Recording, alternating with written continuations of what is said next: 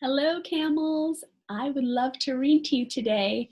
I have the book MissRumphius. Let's get started. All right, MissRumphius, story and pictures by Barbara Cooney. The lupine lady lives in a small house overlooking the sea. In between the rocks around her house grow blue and purple and rose-colored flowers.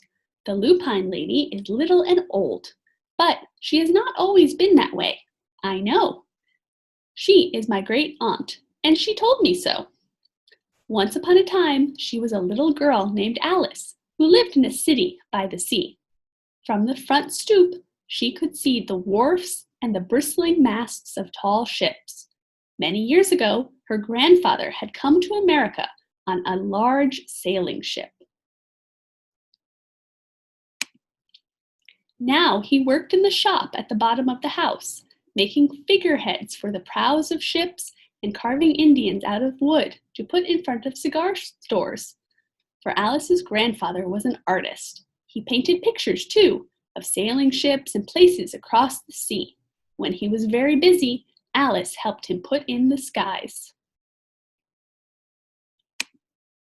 In the evening, Alice sat on her grandfather's knee and listened to his stories of faraway places.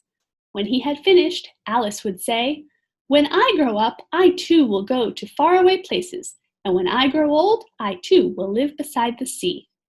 "That is all very good, little Alice," said her grandfather, "but there is a third thing you must do." "What is that?" asked Alice. "You must do something to make the world more beautiful," said her grandfather. "All right," said Alice, but she did not know what that could be.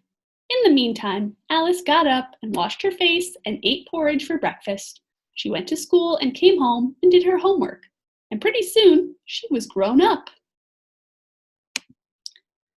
Then my great Aunt Alice set out to do the 3 things she had told her grandfather she was going to do.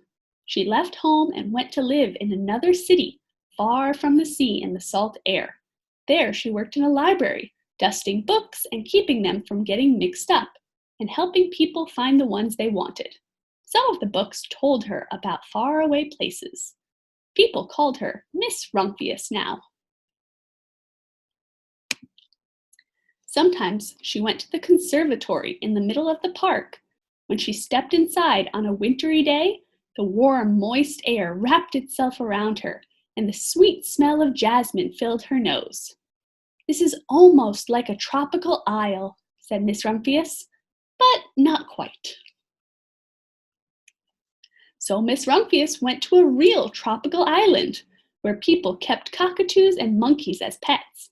She walked on long beaches, picking up beautiful shells. One day she met the Bapa Raja, king of a fishing village. "You must be tired," he said. "Come into my house and rest."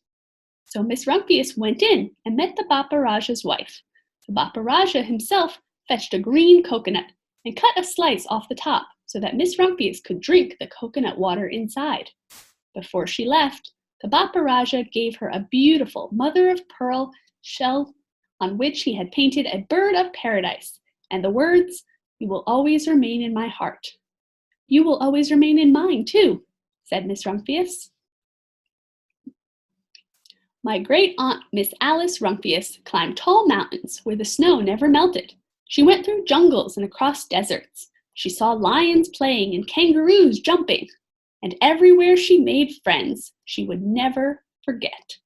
Finally, she came to the land of the lotus eaters, and there, getting off a camel, she hurt her back. "What a foolish thing to do," said MissRumphius. "Well, I have certainly seen faraway places. Maybe it is time to find my place by the sea." And it was, and she did.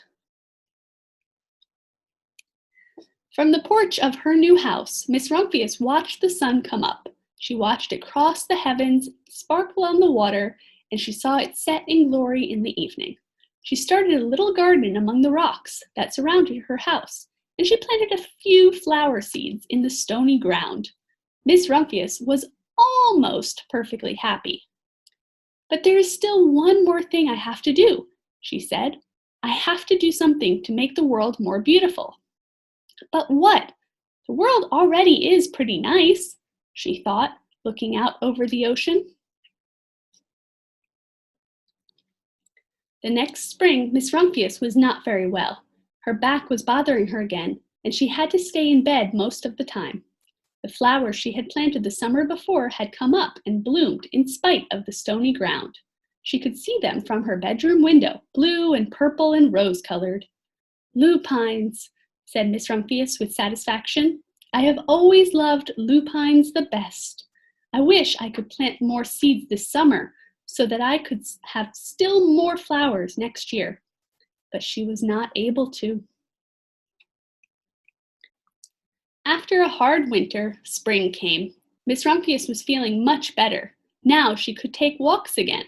One afternoon, she started to go up and over the hill, where she had not been in a long time. "I don't believe my eyes," she cried when she got to the top.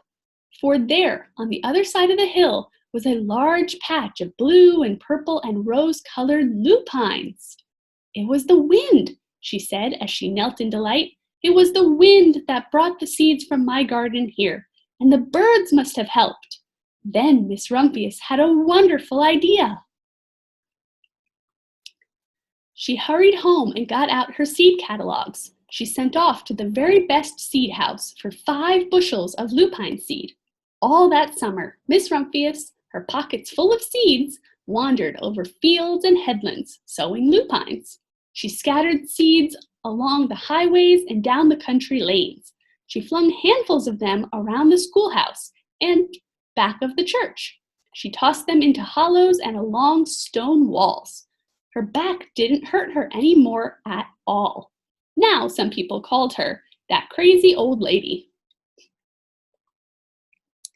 The next spring, there were lupines everywhere.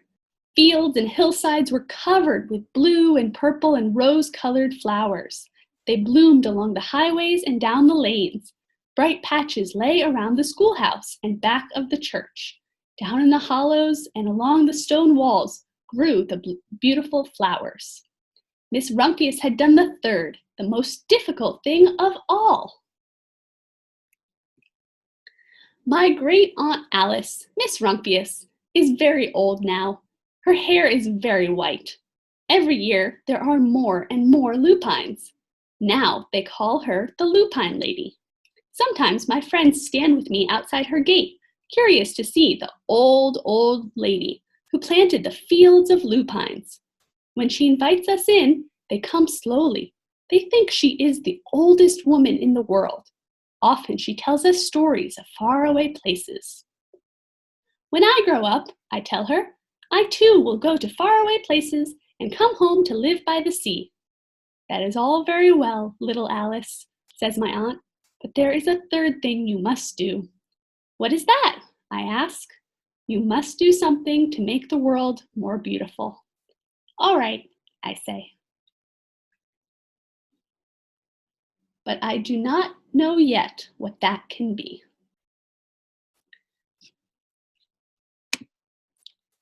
All right, readers, that's all we have for today. I hope you've enjoyed the story MissRumphius and that you also think about what you can do to make the world a more beautiful place. Lots of love, Miss Christina.